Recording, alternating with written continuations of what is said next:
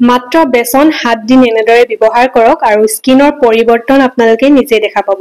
মই 7 দিন ব্যৱহাৰ কৰি কেনেকুৱা ৰিজাল্ট পাইছো 7 দিনৰে মই আপোনালোকৰ ওচৰত আপডেট লৈ আহিছো। 7 দিন ব্যৱহাৰ কৰি প্ৰতিটো দিনত মোৰ স্কিনখন কেনেকুৱা পৰিৱৰ্তন হৈছে সকলোখিনি আপোনালোকক দেখুৱাইছো। একেবাৰে শেষলৈকে ভিডিঅটো চাই থাকিব।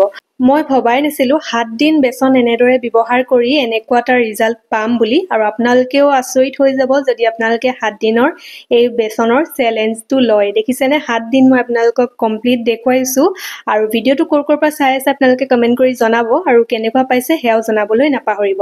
7 দিনৰ পিছত আপোনালোকে যিটো ৰিজাল্ট পাব হেয়া আপোনালোকে মোক আহি কমেন্ট কৰি জনাবলৈ নাপাহৰিব আৰু কেনেদৰে স্কিন কেয়াৰ কৰিব লাগিব সকলোখিনি মই আপোনালোকক কম। ভিডিঅটো একেবাৰে শেষলৈকে চাই থাকিব। মাত্ৰ দুটা বস্তুহে ব্যৱহাৰ কৰিম, একেবাৰে কম বস্তু আৰু ৰিজাল্ট একেবাৰে আপোনালোকে আচৰিত হোৱা ৰিজাল্ট। আৰু এয়া লৈ লৈছো বেসন আমাৰ স্কিনৰ কাৰণে বহুত বেছি ভাল হয়, সকলোৱে জানে।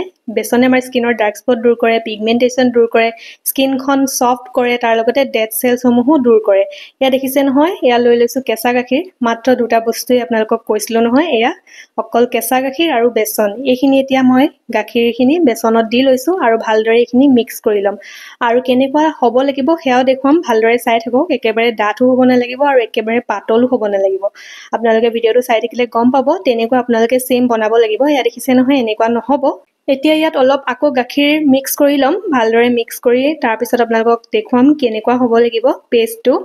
আৰু এয়া দেখিছে নহয়, পেষ্টটো ৰেডি হৈ গ'ল। সেম এনেকুৱা আপোনালোকে বনাই ল'ব আৰু এতিয়া মই আপোনালোকক ব্যৱহাৰ কৰি দেখুৱাম। আপোনালোকেও ষ্টাৰ্ট কৰি দিয়ক 7 দিনৰ চ্যালেঞ্জ।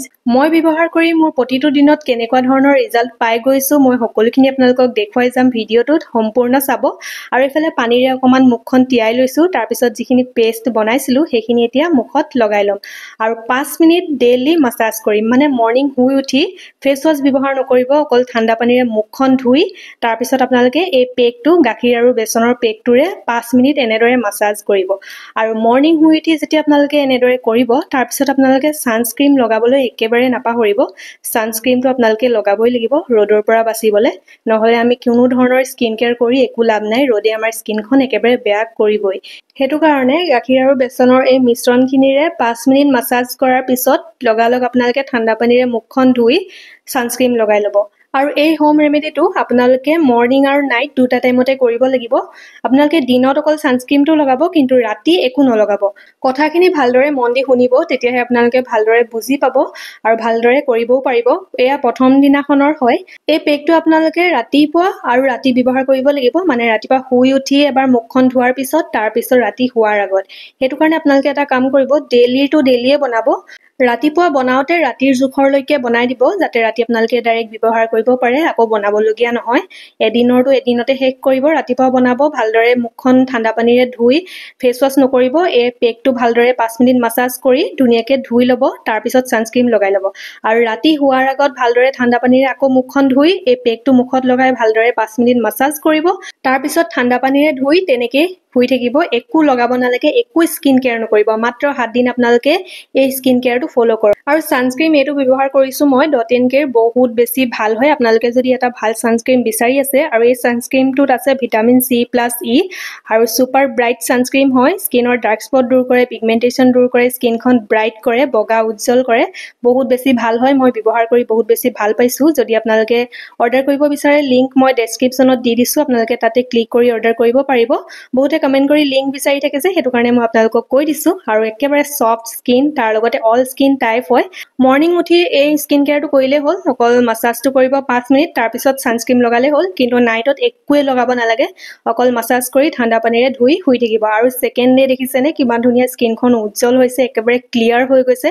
প্ৰথম দিনাখনেই বহুত ধুনীয়া এটা ৰিজাল্ট আছিলে আৰু সেকেন্ড দিনাখন দেখা পাইছে আপোনালোকে। এয়া মৰ্নিঙৰ হয় আৰু মই ৰাতিৰটো আপোনালোকক দেখুৱা নাই, আপোনালোকে সেয়া নিজে কৰি ল'ব। আৰু ৰাতিপুৱা ৰাতিৰ দুটাই যদি দেখুৱাবলৈ হয় বহুত দীঘল হৈ যাব ভিডিঅ'টো, মই সেইটো কাৰণে আপোনালোকক মৰ্নিঙৰটোৱে দেখুৱাইছো।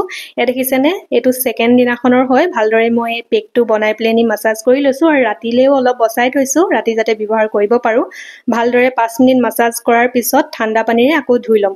এইকেইদিন ফেস ওয়াশ ইউজ কৰিব নালাগে আৰু কোনো ধৰণৰ ক্ৰীম একো ইউজ কৰিব নালাগে, অকল আপোনালোকে মৰ্নিং সানস্ক্ৰীমটোহে ব্যৱহাৰ কৰিব। আকৌ এইটো 3 নম্বৰ দিন হয়, দেখিছে নহয়। এনেদৰে মই ৰিজাল্ট পাই গৈ আছো। প্ৰতিটো দিনতে স্কিনখন বগা উজ্জ্বল হৈ গৈ আছে তাৰ লগতে স্কিনখন একেবাৰে ক্লিয়াৰো হৈছে এয়া দেখিছে নহয় 3 নম্বৰ দিনাখনো মই আকৌ পেকটো লগাই ভালদৰে গোটেই মুখখন মাসাজ কৰিছো 5 মিনিট ভালদৰে ডেইলি মাসাজ কৰিব মৰ্নিং আৰু নাইটত এয়া দেখিছে নহয় 3 নম্বৰটো ৰিজাল্ট কিমান ধুনিয়া এইফালে দেখিছে নহয় 4 নম্বৰ দিনাখনৰ ৰাতিপুৱাৰ ৰিজাল্ট এয়া কিমান বেছি স্কিনখন উজ্জ্বল হৈছে তাৰ লগতে কিমান বেছি গ্লাছৰ দৰে জিলিকি আছে নহয় নে একেবাৰে ডেড সেলছ মোৰ স্কিনৰ আঁতৰি গৈছে বহুত ধুনিয়া এটা ৰিজাল্ট মই মানে আচৰিত হৈছো মাত্ৰ দুটা বস্তুৰে ইমানটা ভাল ৰিজাল্ট পাম বুলি মই ভবাই নাছিলো হেতু কাৰণে মই আপোনালোকৰ মাজতো শেয়াৰ কৰিছো আপোনালোকে মাত্ৰ 7 দিন ব্যৱহাৰ কৰি চক আৰু কোনো ধৰণৰ স্কিন কেয়াৰ কৰিব নালাগে বেলেগ মানে স্কিন কেয়াৰ প্ৰডাক্ট সমূহ লগাব নালাগে অকল মৰ্নিং সানস্ক্ৰীন আৰু দেখিছে নহয় 4 নম্বৰ দিনাখনো মই ভালদৰে গোটেই মুখখনত মাসাজ কৰি লৈছো 5 মিনিট মৰ্নিংত আৰু নাইটতো কৰিছো দেই নাইটত কৰি পেলেনি মই হে আপোনালোকক দেখুৱা নাই বাৰু বহুত দীঘল হৈ যাব বুলি এফালে ভালদৰে মাসাজ কৰি এতিয়া ঠাণ্ডা পানীৰে আকৌ ধুই আকৌ সানস্ক্ৰীন লগাই লম আৰু ৰিজাল্ট আপোনালোকে দেখি গৈ আছে প্ৰতিটো দিনতে মোৰ স্কিনখন ইমান ধুনিয়া উজ্জ্বল হৈছে ক্লিয়াৰ হৈছে একেবাৰে স্পটলেছ আৰু আপোনালোকে এই স্কিন কেয়াৰটো যদি কৰে নহয় আপোনালোকৰ স্কিনৰ পিগমেন্টেশন ডাৰ্ক স্পট সমূহ দূৰ হ'ব তাৰ লগতে স্কিনখন একেবাৰে ক্লিয়াৰ হৈ যাব স্কিনখন আমাৰ যে কিছুমান খহটা হৈ থাকে সেই ভাৱটো দূৰ হ'ব তাৰ লগতে একেবাৰে স্কিনখন বগা উজ্জ্বলো হ'ব আৰু মিহি হৈ যাব আপোনালোকৰ চুয়ে ভাল লাগিব স্কিনখন প্ৰথম দিনাখনৰ পৰা ৰিজাল্ট দেখা ষ্টাৰ্ট হৈয়ে যাব আপোনালোকৰ এয়া দেখিছে নহয় কিমান ধুনিয়া এটা ৰিজাল্ট একেবাৰে ক্লিয়াৰ হৈ গৈ আছে স্কিনখন এয়া 5 নম্বৰটো দিনৰ হয় আৰু আজি এতিয়া 6 নম্বৰটো দিনৰ আপোনালোকৰ মৰ্নিংৰ এয়া ৰিজাল্ট দেখিছে নহয় এতিয়া মই আকৌ ঠাণ্ডা পানীৰে মুখখন অকমান তিয়াই লৈছো তাৰ পিছত এইফালে আকৌ পেকটো লগাই ভালদৰে মাসাজ কৰিম আৰু যিসকলে আজি নতুনকৈ ভিডিও চাই আছে মই ডেইলি আপোনালোকৰ মাজলৈ স্কিন কেয়াৰ আৰু হেয়াৰ কেয়াৰ ভিডিও আনি থাকো যদি আপোনালোকে চাই থাকিব বিচাৰে মোৰ চেনেলটো সাবস্ক্ৰাইব কৰি ল'ব আৰু কৰ পৰা চাই আছে হেয়া জনাবলৈ নাপাহৰিব ইফালে দেখিছে নহয় 6 নম্বৰটো দিনৰ ৰিজাল্ট তাৰ পিছত মই সানস্ক্ৰীন লগাই লৈছো সানস্ক্ৰীমৰ লিংক আপোনালোকক দিয়ে দিছো আৰু দেখুৱালোও ভালকে এই সানস্ক্ৰীনটো বিৰাতে ভাল হয়